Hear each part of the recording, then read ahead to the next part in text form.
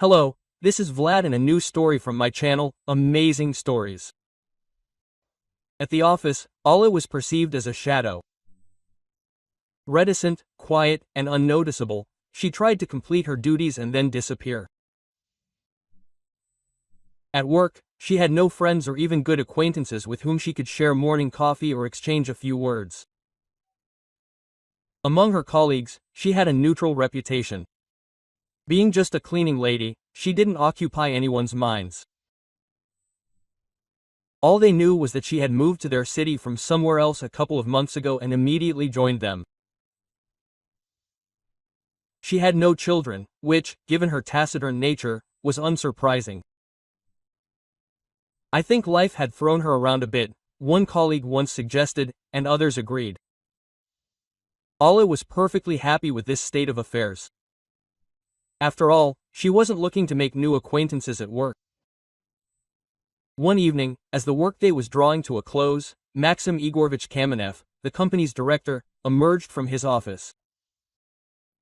"Anya, tell everyone not to disturb me today." He gave the order to his secretary and then returned. She made a mental note that her boss was very busy and couldn't be reached. "Looks like he'll be preparing for tomorrow's meeting with an investor," flashed through her mind. Max was indeed busy with preparations, but the meeting was personal. Instead of a business contract, a bottle of good white wine and a plate of fruit sat on the table, and his companion was not a gray-haired man in glasses, but a pretty, brunette woman in high heels who worked in the finance department. Everyone knew Kamenev as a good family man. He and his wife had been married for 7 years. During that time, they had managed to paint a beautiful picture, the envy of many. The boss's wife was dazzlingly beautiful, had a knack for public speaking, and always accompanied him to various events. However, on the inside, things weren't as rosy as they might first appear. What fascinated Natalia most about the marriage was the lavish lifestyle, which consisted of expensive restaurants, beauty salons, expensive clothes, and jewelry. She viewed her husband not as a loved one, but as a source of these blessings for her. Kameneva wasn't striving to give him a real family. In fact, she didn't really love Maxim. She merely liked the opulent facade of their marriage. Whenever he even hinted at children, his wife would immediately explode. "Max, what children?" she'd say discontentedly. "Look at that gorgeous body. What will happen to it after the pregnancy? No, I won't agree to that." Quote, "You know, sometimes I feel like you're not a woman, but just an accessory for a man," Kamenev would say dismissively. "A very expensive accessory," Natasha would brazenly emphasize. Realizing his wife couldn't give him true tenderness and love, Maxim tried to find it elsewhere. He was greatly attracted to attractive young women, in whom he also tried to discern a rich soul, because he already had one beautiful image, and it cost him too much stress.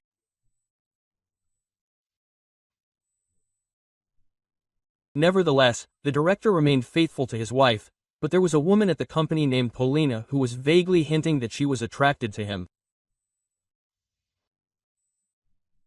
He also liked his subordinate, and so today the boss decided their relationship was ready to move to the next level. Moreover, he had no preconceptions regarding relationships at work.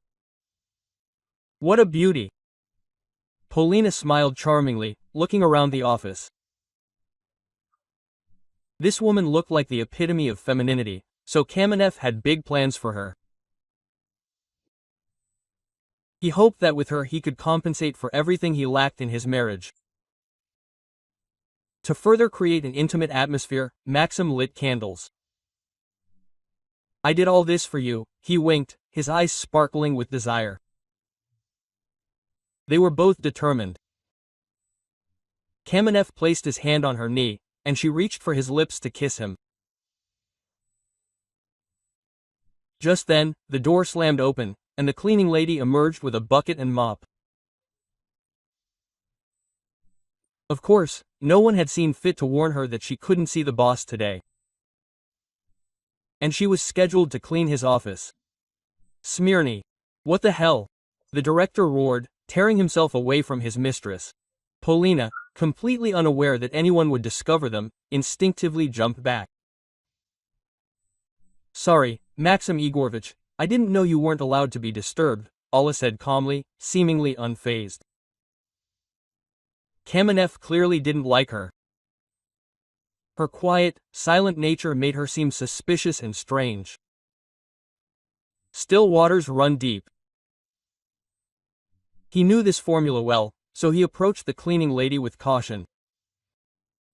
Maxim kept trying to figure it out in person. However, Alla mostly remained amorphous, answering questions about her past dryly. This situation was the last straw. He no longer intended to keep this strange employee on staff, who, moreover, had completely ruined his mood and discouraged him from continuing the evening. Pack your things, you're fired, he whined. Alla nodded and hurried out of his office. She didn't like being there herself. You go too, Maxim said, a little more gently, turning to Polya. We'll meet another time. Are you sure? She said to her mistress, not hiding her disappointment. You tried so hard. It would be a shame to waste such an evening. It's already wasted, the boss declared categorically, nodding toward the door. Without showing any emotion, Alla picked up her HR documents. As she did so, the employees whispered in surprise, wondering what she could have done to warrant firing her. Smirnova, after all, was completely non-confrontational, and convenient for everyone in many ways. In the empty apartment, Alla was greeted only by her cat, to whom she gave all her unspoken love. It was stupid to think I'd succeed, she said with a bitter smile, stroking her little cat behind the ear. How can you go from being the head of a company to being a cleaner? No one knew her in this city. And no one knew that just a year ago, Smirnova headed a company that built houses. The company was developing quite successfully, until Alla started working with her husband. Dmitry had his own business, but he soon went bankrupt and asked to join her, naturally, not in the most junior position. Dmitry was the kind of man who could never handle the fact that his wife was more successful and earned more. Alla couldn't refuse, something she later regretted for a long time. Her husband entered into a series of unsuccessful deals that effectively put the company on the path to bankruptcy. They became desperately short of money. So, to save money, Dima found other contractors who sold materials at a lower price. As a result, one of the buildings they built collapsed, and the prosecutor's office became interested in Alla, who legally remained the head of the company and bore responsibility for everything. Quote, Dima, what were you thinking? She lamented. Do you even realize that people could have died? No one died, her husband simply replied. Everyone did survive. But Alla's career was over. With the help of influential friends, she managed to avoid criminal prosecution, but she lost everything in the process. She divorced her husband because she could no longer look the man who had pulled it all off behind her back. Smirnova lost her business, but worst of all, her only and beloved son, Matvey, declared he wanted to stay with his father, not her. Quote, What did you tell him? She screamed. What did you promise him that he chose you? After that hearing, she nearly fell into hysterics, which only further provoked her husband. Just accept the fact that my son loves me more, Dmitry said mockingly. Apparently, you're not such a good mother as you thought you were. That's precisely why Alla decided to move to another city, to start a new life. The only thing holding her back was her child, who now showed no desire to communicate with her. This caused immense pain, which was so difficult to cope with. Quote, Why did he choose Dima? His mother constantly asked herself, trying to understand her mistake. After all, his father never spoiled his son with attention. Matvey spent all his free time with his mother. Alla hung around, picked him out of school, drove him to sports, helped him with his homework, all despite the fact that she ran a large company and was sure her son was more attached to her. This event had already happened over a year ago, but Smirnova couldn't stop replaying in her mind the day when asked by the judge, "Who do you want to live with?" Matvey had answered without hesitation, "With my dad." Alla constantly recalled his pale appearance and empty gaze, completely uncharacteristic of the cheerful and smiling second grader. After the divorce, they only spoke on the phone a couple of times. These conversations were difficult for her son. He tried to hang up as quickly as possible. After such a brief conversation, Alla couldn't hold back her tears and spent several more hours in hysterics and introspection. Quote, "Now I'm not only lonely, but also unemployed," Smirnova chuckled nervously, looking at the cat, who was the only one who could keep her company. Although she wasn't thrilled with her new position, it was her only source of income. Of course, she tried to find something more rewarding, but no one wanted to hire her. Her ex-husband had done a great job, ruined her reputation, and made it look like she was entirely to blame for the collapse. It's no wonder no one wanted to get involved with such a specialist. Alla had a good sense of people and was also very observant. She immediately found Polina's behavior suspicious. She even thought this woman was sniffing around. The cleaning lady couldn't help but notice her constant exchanges of glances with her boss, so she even considered sharing her thoughts with Kamenev. It's better to make a mistake in a matter like this than to be fooled, the former businesswoman, taught by negative experience, reflected. She herself had once been warned about her husband, that working with him was too reckless, but she brushed this advice aside like an annoying fly, which she later regretted more than once. It seemed that fate had played a cruel joke on her when, instead of gratitude for her vigilance, she was fired, and completely undeservedly. "I thought that if I were fired, it would be for poor cleaning, and not for trying to do a good deed," she muttered, pursing her lips. It was so painful and offensive that she longed to hear a familiar voice. Alla called her son.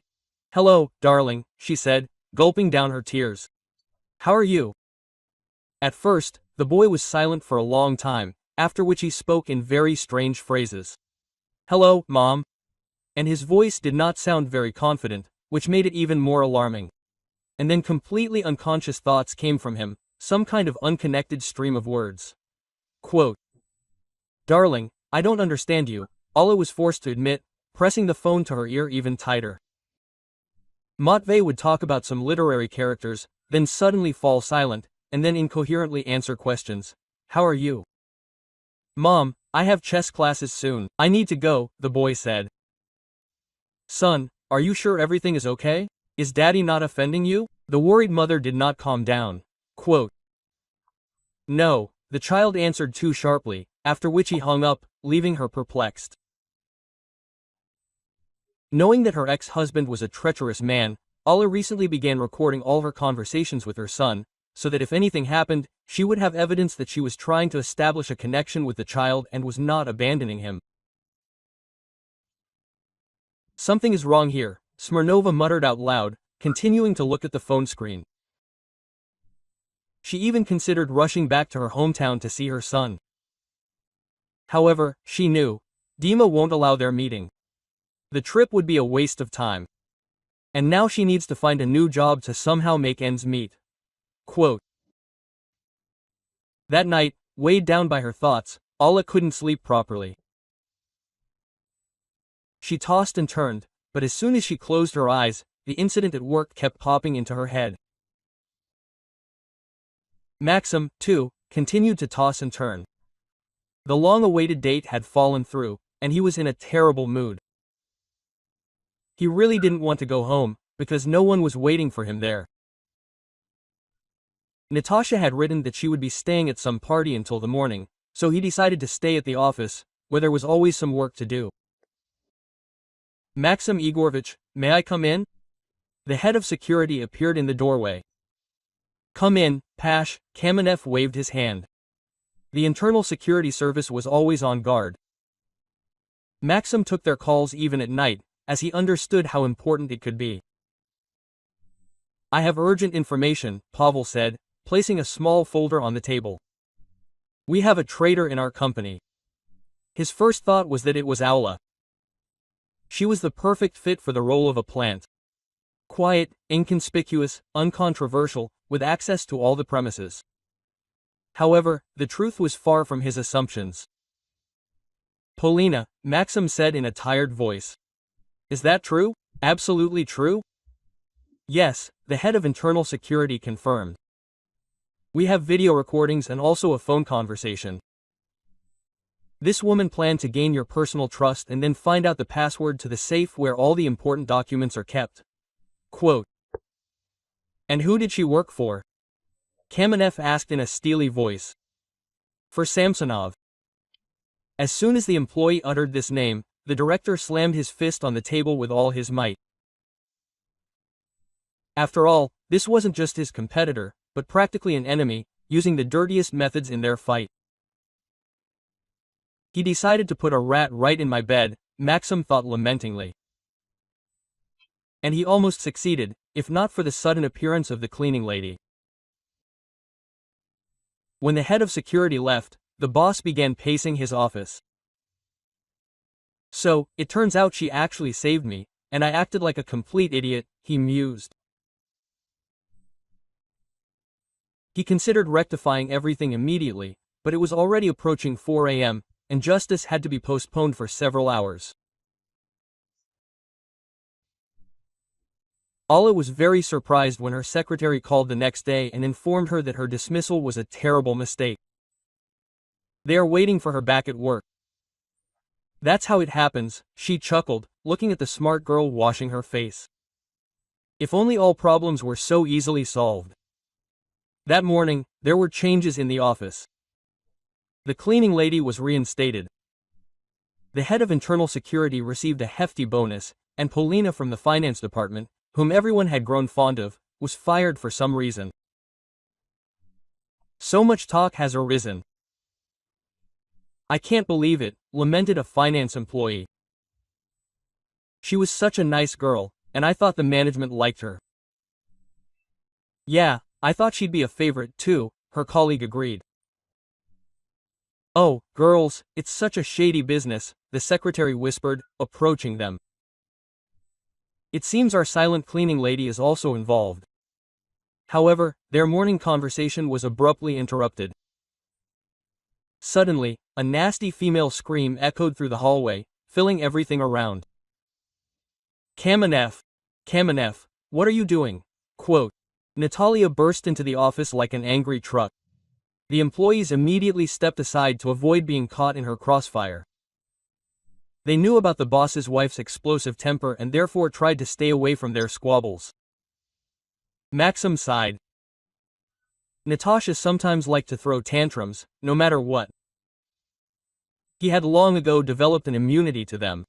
He silently walked into the office, dragging his wife along with him. So what did you do here? Max asked wearily, expecting her to get angry again over something trivial. What did you do?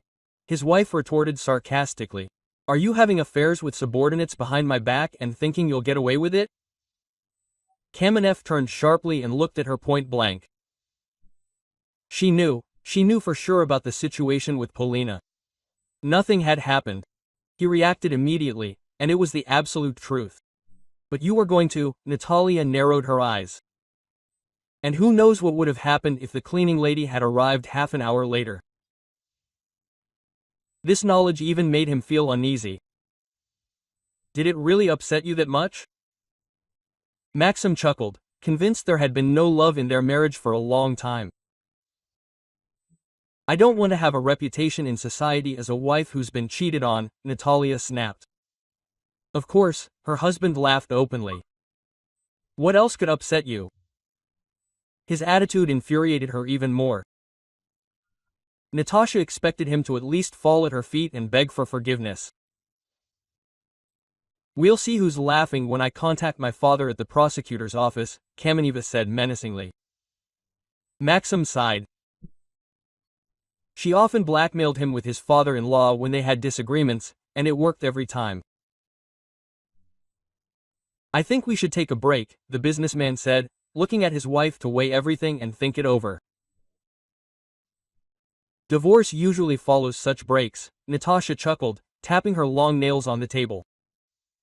"With pleasure," Maxim said silently. Natalia wasn't happy with this arrangement, but she agreed to a break. She didn't want to lose Max, as this marriage was too convenient for her. Besides, being divorced at just 30 was beneath her dignity. Leaving his wife in their home, he moved into a small apartment he'd bought a long time ago. It was reminiscent of his bachelor life. Natasha didn't like to go there, so even the aura of that place seemed cleaner. Now, the apartment resembled a warehouse, filled with boxes of old things. However, Kamenev still found it cozy in its own way. The next day, he decided to visit Alla in person and tell her she wasn't fired. Smirnova couldn't even imagine that she would spend the morning with her boss. All the surprise in the world was reflected on her face when she saw him at her door. "Maybe you'll let me in after all?" Maxim said. "Oh, yes, of course." Alla immediately caught herself, letting him in. "I owe you an apology," the director said, tilting his head to the side. "I was wrong to fire you. You can come back." Quote, "Yes, I've already been informed," the hostess chuckled. "Would you like some coffee?" The first half hour was awkward for both of them, but then the conversation took on a more intimate tone. The tension passed.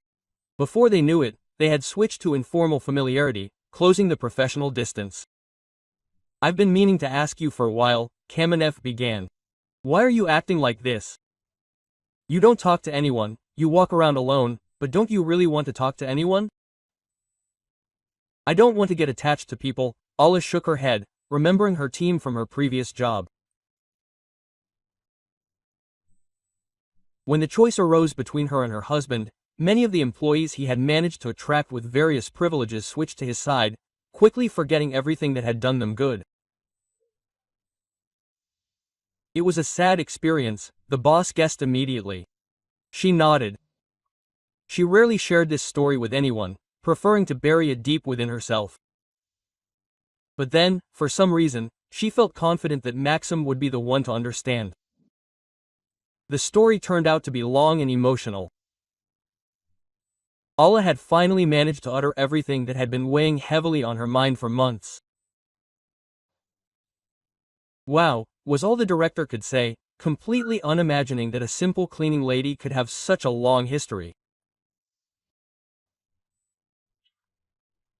Learning that her own husband had betrayed her, Max was filled with even greater respect, for not everyone could have endured the trials that had befallen him. "You are incredibly strong," he said sincerely. Alla shook her head sadly. Sometimes she wanted to climb the walls from the pain that lived inside her. Okay, if it was just about one job, she could definitely survive it. But what to do with the cold that emanates from her own son? "Sorry, maybe I'm butting in where it's none of my business, but could I listen to the recording of your conversation?" the guest suddenly asked. Alla herself wanted to listen to the recording again, and so she turned it on. While they weren't listening, Maxim constantly frowned. It was clear from his eyes that his head was currently going through a storm of mental activity. "Turn it on again," he commanded, after which he took a notepad from his pocket and began to actively write something. Alla constantly watched his movements. For some reason, his behavior put her in a state of excitement, as if something truly important was about to happen right now. "What are you doing?" she asked in a whisper, afraid to inadvertently disturb this vigorous activity. "The code is solved," the boss replied, his eyes twinkling slyly. Max had been fascinated by riddles and charadas since childhood, and as a teenager he seriously studied various types of codes. The aura of romance that surrounded secrets excited him so much that he even wanted to connect his life with this business. However, his practical parents insisted that he change his mind and choose something more mundane. So Max entered the economics department, and gradually had to forget about his favorite hobby. However, the conversation between Alla and her son, like a sudden impulse, made him remember his favorite pastime. Code? The woman asked incredulously. I'm absolutely sure Matvey used some kind of code, Maxim nodded. But it will take more time to decipher it. Alla nodded. Although it all sounded like some kind of spy game, it was worth remembering that her maternal instinct also told her that something was wrong with the child. So, Matvey was a smart boy, so it's quite possible he could use the code. How about some more coffee? The hostess suggested, noticing that Max's mug was empty. He caught himself thinking that he was enjoying their conversation. Alla was a very interesting conversationalist, possessing a lot of life experience, and besides, being with her made him feel such peace and tranquility, as if her apartment stood apart from this cruel outside world. The businessman wanted to agree, but then Natalia's persistent calls started coming in on his phone. His mood immediately changed for the worse. What does she want again, huh? He thought discontentedly. Thank you. But I think I have to go. The boss had to refuse. I'll wait for you in the office, he said, returning to his official tone. When they said goodbye and the door closed behind Kamenev, Alla leaned her back against the wall and closed her eyes. What just happened? She began to ask mentally. She couldn't quite believe that just a few minutes ago she'd been sitting so calmly with her boss in the kitchen, drinking coffee, as if they were old friends. It felt good, as if she'd just talked to someone close, Kala continued, increasingly surprised at herself. The next day, she showed up at work and immediately attracted the attention of many coworkers. Admittedly, these glances were anything but friendly, more like hostility. The cleaning lady was genuinely perplexed by what she'd done to deserve such negativity, but she decided to act as usual, masterfully ignoring any attention directed at her. How could she even have the decency to come back here? The advertising department employee said indignantly. It was because of her that Polya got fired. Just think about it, a leading specialist got fired because of the cleaning lady. How was that even possible? The other woman responded in the same tone. They didn't even hide the fact that they blamed Alla for everything, so they didn't filter the volume when discussing pressing matters. A passing cleaning lady heard everything perfectly, which was exactly what they were counting on. However, Smirnova merely raised her eyebrows and smirked, then continued with her duties. The rumors now swirling around the office didn't bother her in the least, rather, they amused her. The management's attitude toward her had also changed. True, while the team's attitude was negative, Max was increasingly warming to his employee. He liked her reasoning regarding the future of their company. It contained a grain of truth. Reluctantly, Maxim admitted, Alla could give him a run for his money. After all, she clearly understood business just as well as he did, and in some matters, she could even outshine him. Alla, come into my office, the director requested when the workday was almost over. The cleaning lady entered, and he handed her his notebook of notes. He had finally managed to decipher her son's words. He'll go far, Maxim chuckled. It took a while to figure out what the child was trying to say. Alla took the notepad with her laboring hands and immediately began reading greedily. Mom, I really want to live with you, but Dad said, if I tell about this trial, he'll kill you. I'm scared to talk to you on the phone because Dad is always there, making sure I don't say anything unnecessary. I love you and I want you to come and take me. Quote. Alla looked at her boss with horror-filled eyes. She was so agitated that she nearly lost her balance. If Maxim hadn't thoughtfully grabbed her elbow, the shocked woman would have collapsed. Quiet, quiet, everything will be fine, he said soothingly, sitting her down in a chair. The director walked to his desk, picked up a bottle of water, and handed it to her. I have to get my son back, Ella declared in a hoarse but determined voice, taking the water. A plan was brewing in her head right now for how to free Matvey from his ex-husband's clutches. It was clear that they would have to go to court, which meant they would need good lawyers. If you need help, you can always count on me, Maxim said readily. Alla was even a little taken aback by his words. She had long been accustomed to dealing with her own problems, and hearing an offer of help was unusual. Besides, no one was particularly in a hurry to help her. Alla nodded gratefully. How did you even manage to decipher that code? She asked, coming to her senses. Max began to explain how he managed to do it. And suddenly there was a knock on the door. A gray-haired man with a gloomy face entered. Kamenev sighed heavily. His father-in-law had arrived. Alla, you can go, the businessman said hastily. As soon as the stranger appeared, she immediately sensed the tension in her boss's office growing tense. Would it really be better to retire with my problems now? What do I owe you? Quote. Maxim asked dryly, fully aware that his relative was there for a reason. Grigory Sergeyevich held a high-ranking position in the prosecutor's office. During his career, he had jailed more than a few businessmen, a fact Natasha constantly reminded her husband of, so he wouldn't relax. A little birdie whispered to me that you're abusing my daughter, her father-in-law began curtly, settling himself languidly into his son-in-law's chair. That little birdie has a long tongue and a very small brain, Kamenev thought discontentedly. Natasha and I have some disagreements, but we'll handle everything ourselves, family style, Maxim replied calmly. Grigory Sergeyevich chuckled, making it clear he wasn't quite convinced. Family style, you say? So that's it, son-in-law.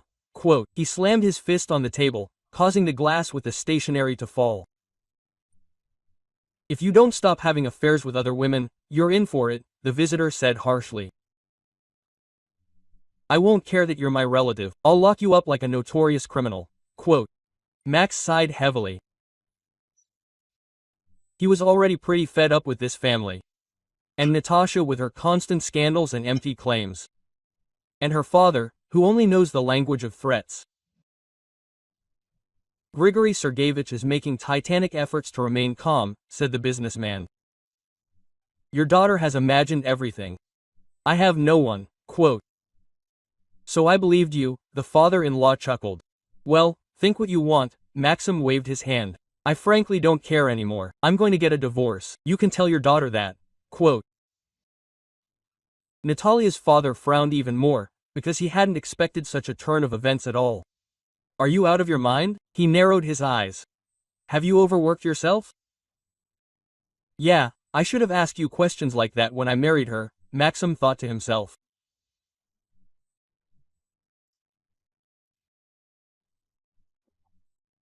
I'm finally in my right mind, his son-in-law said.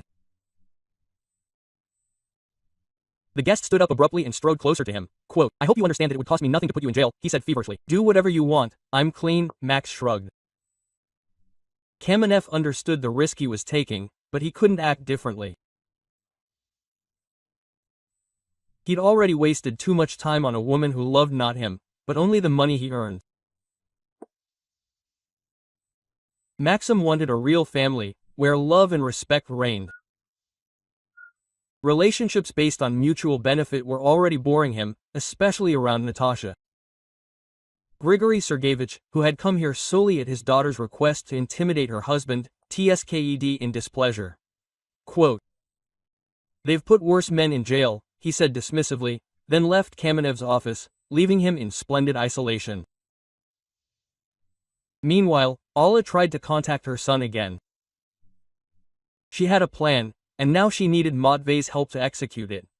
Quote, "Hello, darling," she began with the usual phrase. "How are you?"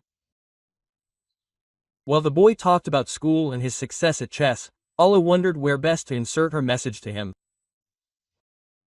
"Darling, remember the last time you told me about the book you were reading?" she said. Matvei paused for a moment, then responded with particular enthusiasm. Quote, "Yes, Mom, would you like me to tell you about my favorite book?" she asked. The child responded very vividly. Alla was ready to rejoice. Matvei understood her.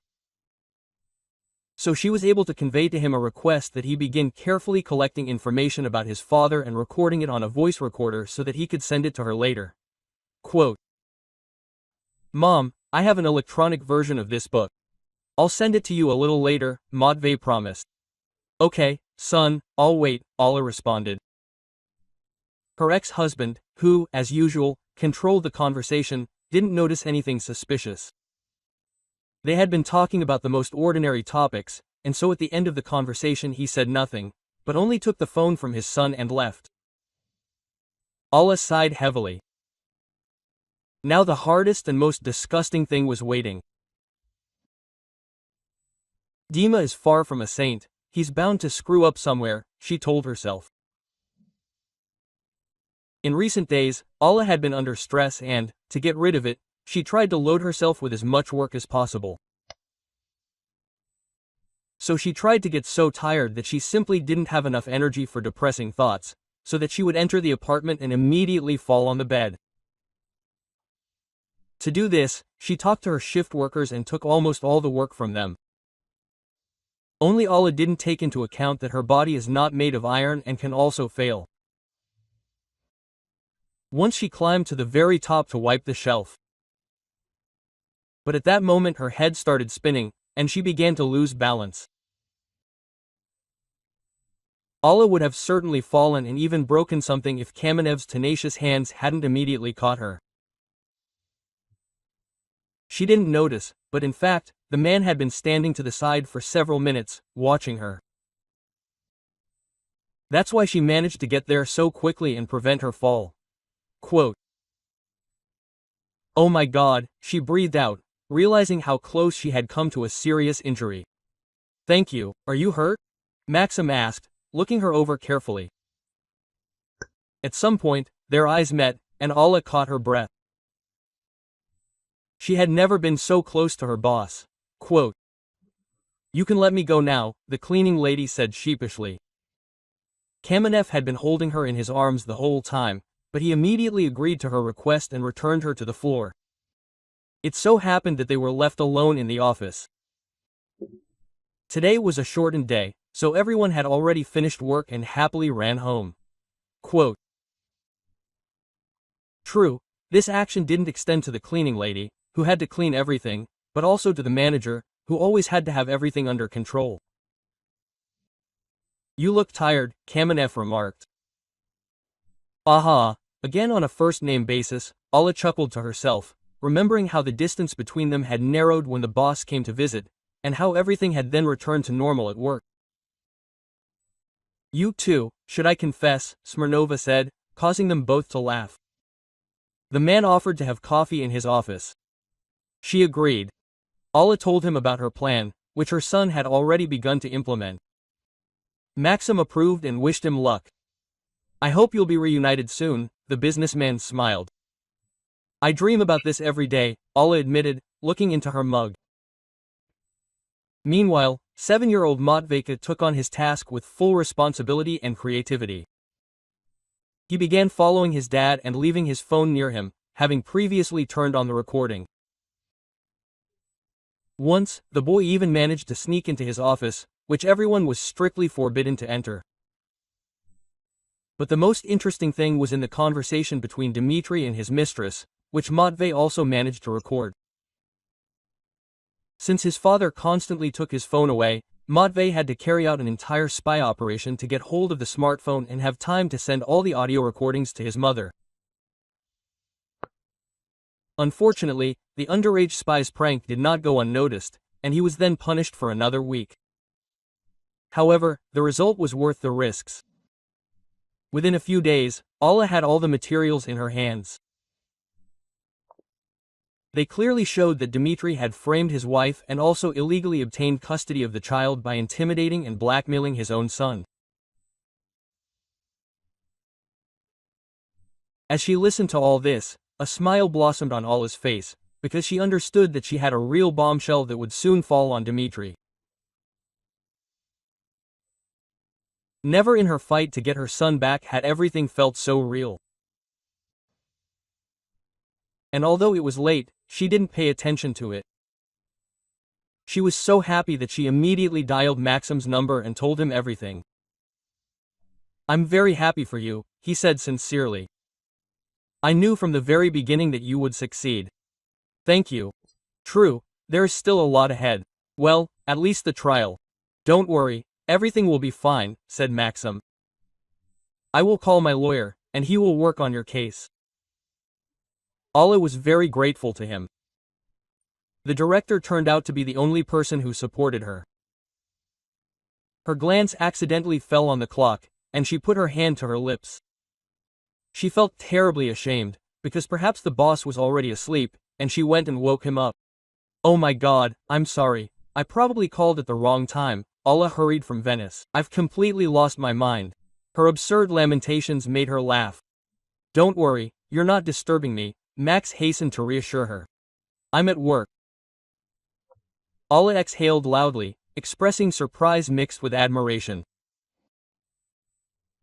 A workaholic herself, she understood Kamenev's habit of staying late at the office. Soon, she won the case. The case was reviewed. The mother's rights were restored. Unlike Dmitri, she was much more supportive and did not limit the time the father could spend with their son, understanding that attention from both parents was important for a child. But her ex-husband didn't appreciate this step and continued to insult her in every possible way, expressing his dissatisfaction with the court's decision. When she left the building, Matvey ran to her as fast as he could and hugged her tightly. It was their first meeting in a year. They had both missed each other terribly. "Mommy, I love you so much," the son babbled. "I'm glad I'll finally be living with you." "And I love you, my boy," Alla said tenderly. "How long have I dreamed of seeing you?" But her ex-husband was in a completely different mood. Dmitri was ready to rage, because everything hadn't gone according to plan. "Little traitor," he roared, turning to Matvey.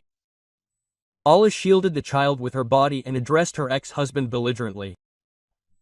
"Don't you dare raise your voice to my son," she hissed like a fury. Matvey was cowering.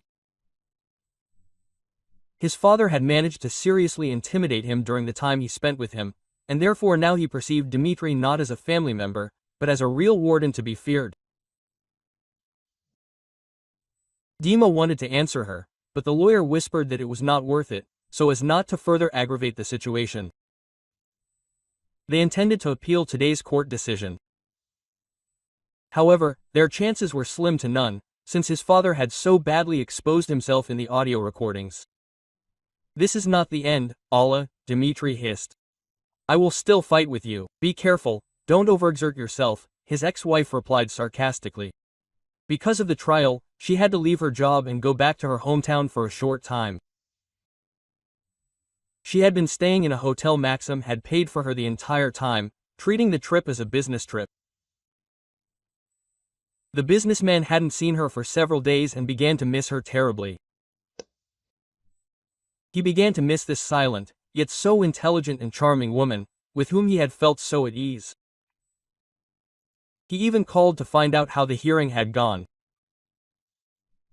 Although the lawyer, at his own request, had reported everything in court, Maxim really wanted to hear everything from Alla. He was going through a difficult time himself, preparing for a divorce. Natalia's father had tried every possible way to complicate the process. Grigory Sergeyevich took their divorce as a personal insult. He harbored a grudge against his son-in-law and did everything to bring him down, using both legal and illegal means. "How are you doing?" After finishing talking about herself, O asked. She knew her boss was going through a similar phase in his life, and so she wanted to support him too. Quote, "Everything's wonderful, as ever," Maxim replied sarcastically. "Tomorrow's the trial with Natalia." Alla felt he was lying. There was nothing wonderful, but it was important to him to appear masculine, and she was ready to play along. Quote, "Well, then, wish him luck," she said with a smile. Her words meant a lot to Max. It was the kind of support that he felt not only on a moral but even physical level. Unfortunately, he was much less fortunate than Ali. His wife's father used his connections to leave his son-in-law with nothing. They took away not only his main brainchild, the company he had built from scratch, but also their large house and both cars. The only thing Kamenev had left was his name and the small apartment he had bought before his marriage to Natalia, which, in her opinion, was so bad that she would have been simply ashamed to fight over it again. Quote, "Serves you right, loser," the woman said sarcastically, leaving the courthouse arm in arm with her father. They didn't even hide their glee and tried to give the former businessman as painful a pinch as possible before leaving. Maxim, although defeated, did not consider himself a loser. Quote, "Oh, come on, my dear," he chuckled. "The main thing is that I got rid of my marriage to you, and that's already a great success." Natalia's expression immediately changed and she began to curse him. Max winced and walked away. He didn't want to listen to this yelling. Fortunately, now he had such an opportunity. The man suddenly realized he had nowhere to go. His office, where he always stayed, no longer belonged to him. He didn't want to go to his apartment, cluttered with things. He was afraid that the whole day would wash over him with renewed vigor, and then his emotions would overflow. However, there was one place in this city where he could find peace. Maxim took his phone out of his pocket and began typing a message. "Are you back yet? Can I come over?" The answer followed instantly. "Yes, I'm waiting for you." A small smile appeared on his lips. He had just lost almost everything he had, but now there was someone waiting for him.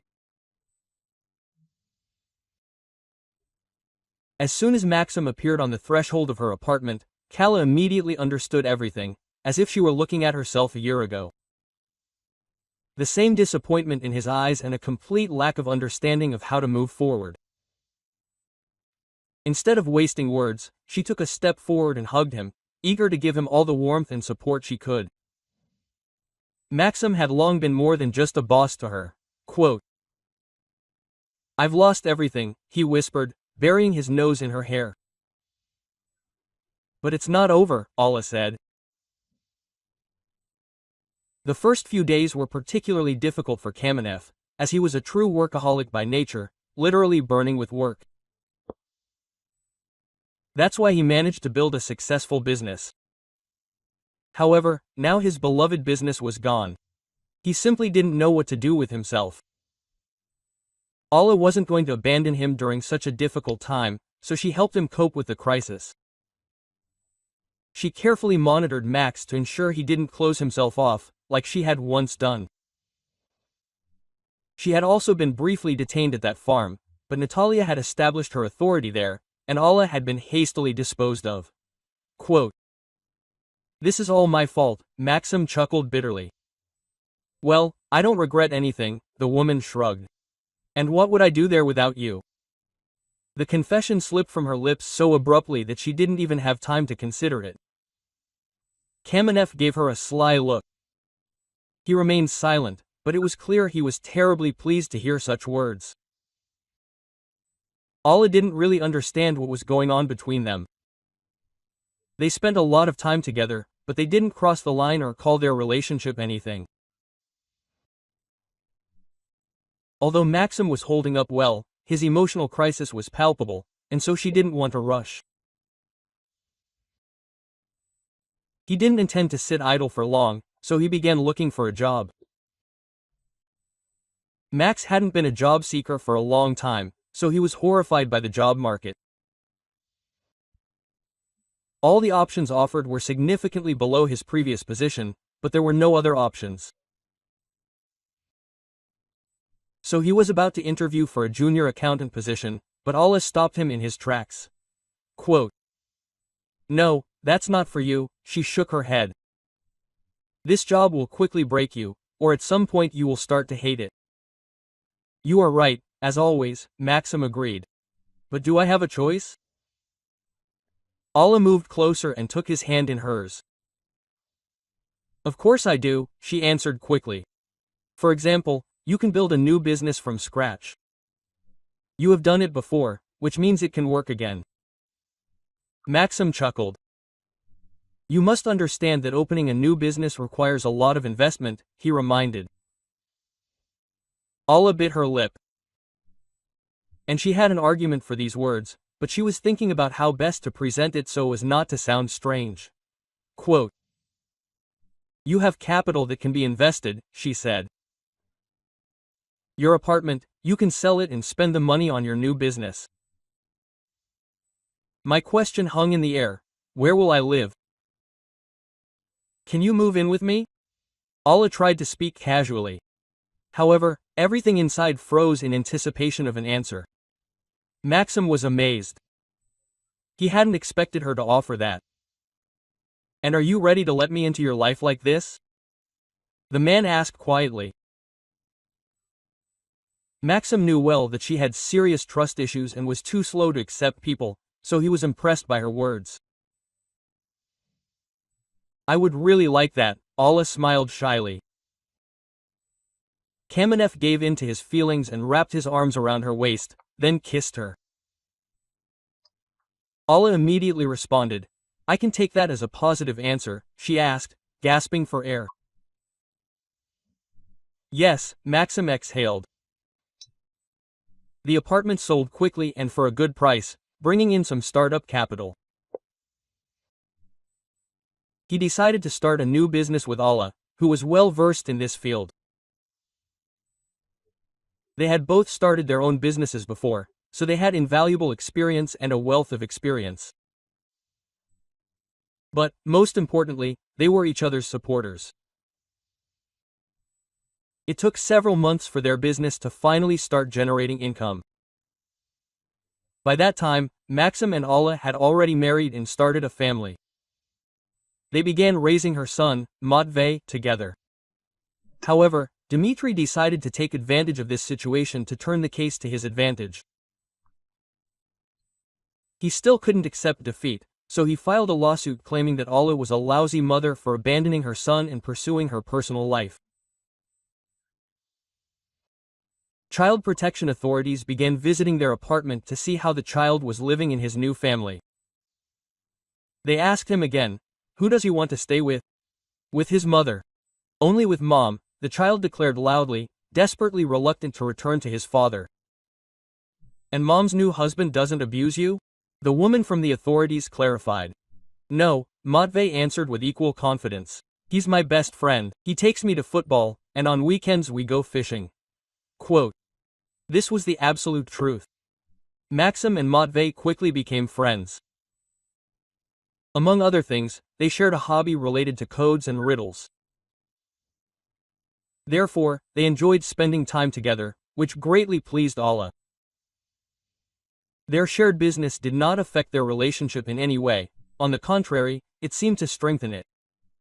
After all, they were not just lovers, but also allies, moving towards the same goal.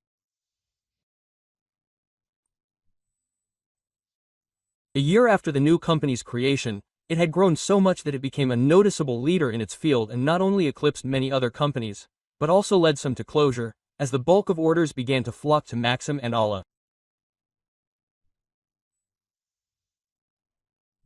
Soon, they even managed to absorb Kamenev's former company, which Natalia had been managing for the past few months. And she did it poorly. Due to her incompetent management, the company's best specialists left, and, consequently, its effectiveness suffered significantly. Natalia cared little for strategic plans or financial indicators. She spent all her time scraping together the last money in her accounts to maintain her standard of living. Natasha didn't want to sit down at the negotiating table with her ex-husband and his current wife, but she had no other options. She desperately needed the money. "You can gloat, I give you permission," she said, with endless envy of others' success. "You shouldn't judge people by yourself," Maxim chuckled. "We don't need that." Kamenev felt nothing at the sight of his ex-wife. She looked so pitiful that he didn't even feel the urge to take revenge. Alla, however, looked at her husband with pride. He had done everything right. A few years later, they celebrated the company's dizzying success. Their joint brainchild had conquered the market, becoming number one.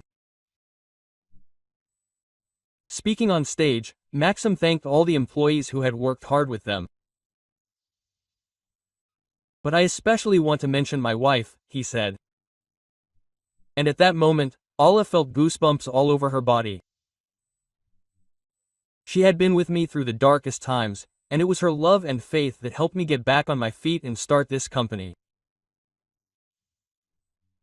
Alla believed in me even on those days when I didn't have the strength to get out of bed." Can you imagine that? I want everyone to know how powerful love is. Alla, I love you. After these words, he walked straight toward her and kissed her passionately. Applause and jubilation immediately broke out around them. Quote, "I love you too," she said. Maxim looked at Alla, and his heart sank with tenderness. After all, this woman had given him all her love, and also two little princesses. If you like this story, please support me with a thumbs up. It's just a simple gesture for you, but it means the world to me. Thank you in advance and all the best. M.